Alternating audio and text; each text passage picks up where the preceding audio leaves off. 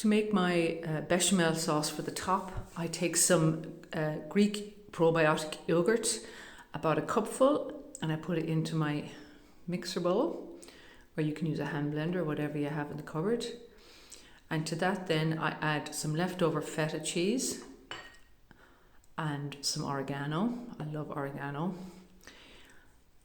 A good dessert spoon of the Ongavita flakes to give it that cheesy flavour without the saturated fat, and a little grating of some fresh nutmeg to bring in that French bechamel flavour. Season it with your Himalayan salt and black pepper. I'm actually using a bit of lemon pepper here that I have in the cupboard to give it an edge. Whiz it up, and there we have our sauce for the top. Then I'm taking some leftover bolognese from last night, some grilled peppers, and a bit of courgette I have in the fridge, and I'm going to slice that lengthways for one of my layers. But you can use aubergine, you can use raw peppers, sweet potato, squash, whatever you have there in the cupboard or the fridge. And then I'm starting with the layer of those sliced courgettes on the bottom.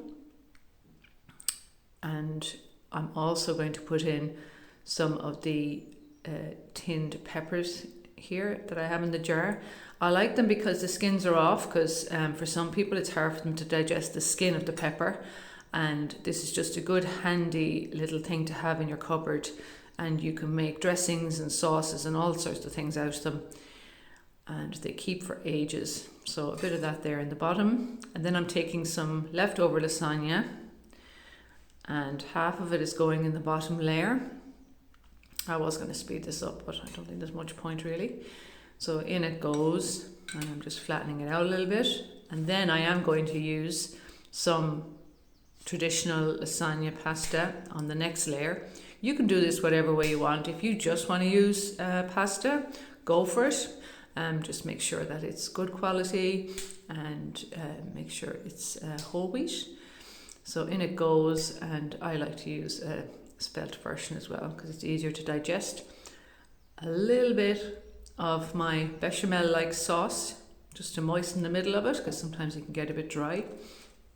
Then I take the rest of that bolognese meat and I put it in there.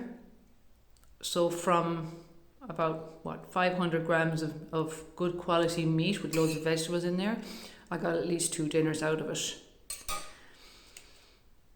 Always thinking ahead. The rest of my lasagna sheets in here.